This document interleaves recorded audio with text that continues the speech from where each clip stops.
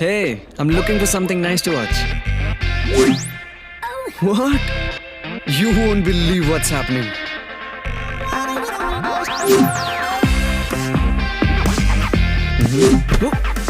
This is so much fun.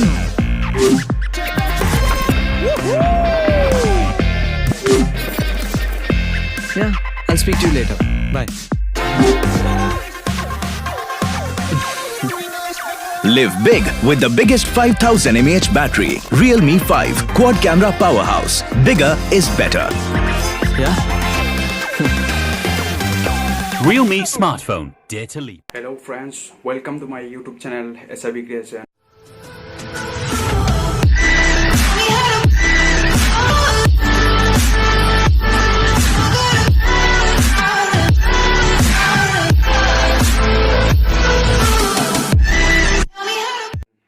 दिनैनि भिडिअआ जाहैबाय Realme 5 नि अनबॉक्सिंग बेनिफ्राय आं एक्चुअली बिग बिलियन डेजआव अर्डार हरदोंमोन Realme 5 बेनिफ्राय Oppo F11 Pro बे मोननैखौबो अर्डार हरदोंमोन बेनिफ्राय बे मोननैबो माने मोनसे पेकिंआवनो फैदोंमोन नाथाय भिडिअखौ एक्सट्रा आं आपल'ड होगोन स' दिनैनि भिडिअआ जाहैबाय Realme 5 नि अनबॉक्सिंग स' नोंथांमोना नायनानै ला ओमफ्राय डिस्क्रिप्शनाव लिंकखौ होगोन नोंथांमोना जुदि इन्टारेस्ट दंबा बायना लानो हागोन भिडिअखौ बांद्राय गोलाव बानायालासिनो डाइरेक्टलि अनबॉक्सिंग खालामसै भिडिअखौ मोजां मोनदोंब्ला मोनसे लाइक खालाम कमेन्ट खालाम शेयार खालाम लोगोसे चेनेलाव गोदानबा साबस्क्राइब खालाम दाबाव गोजा बटनखौ नुगोन नोंथांमोना बेयाव थुना हो लोगोसे बेल आइकनखौबो थुनो दाबाव जाहाथे आंनि गोदान भिडिअ होनायफ्रा नोंथांमोननियाव आपडेट थाङो स' बेखिनियानो बांद्राय बुङालासिनो भिडिअखौ प्ले खालामसै थ' लोगोफोर बेनो जाहैबाय मेन बक्सआ जितु फ्लिपकार्टनिफ्राय फैनाया बेनिफ्राय बेखौ अनबॉक्सिंग खालामसै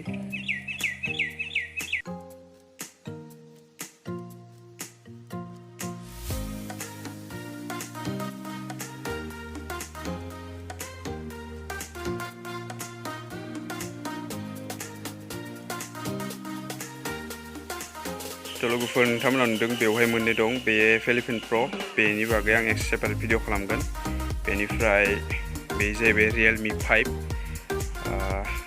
बेवहाय सिङाव दङ डिटेल्सआ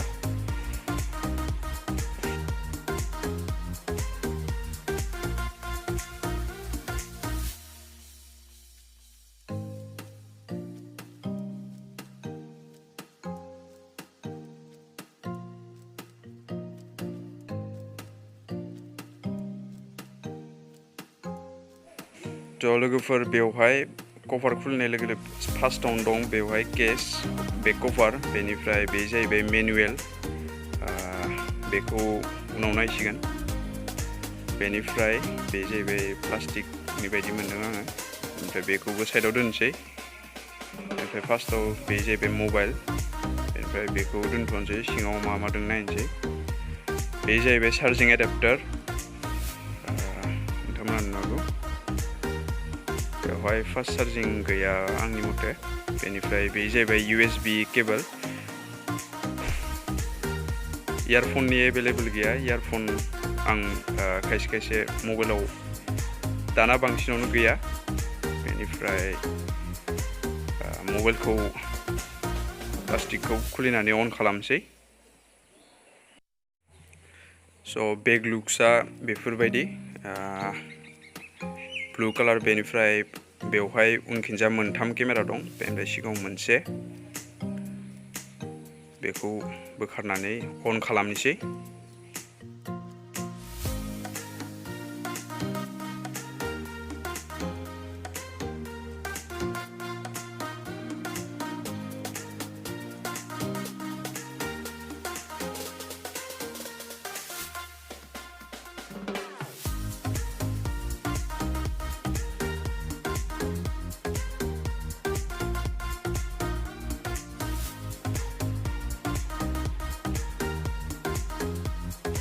थ' लोगोफोर सेटआपखौ खालामग्रोना लानोसै बेनिफ्राय दिनैनि भिडिअआ एसे मावदों माने स्टेबिलिटि गैया आथुर बिथुर खालामनाय जादों स' बेनि थाखाय सरि ओमफ्राय बेखौ अन खालामना लानोसै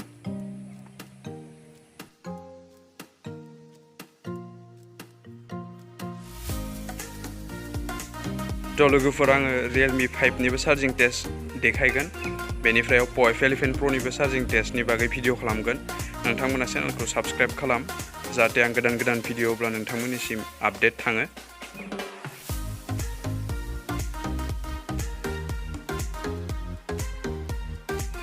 थ' लोगोफोर बेवहाय मबाइला अलमस्ट सेटआपा कमप्लिट जाबाय बेनिफ्राय दिनैनि भिडिअआ बेखिनियानोमोन नायनानै मोजां मोनदोंब्ला भिडिअखौ लाइक खालाम लोगोसे कमेन्ट खालाम शेयार खालाम लोगोसे चेनेलाव गोदानबा साबस्क्राइब खालाम दाबाव स' thanks for watching S A big creation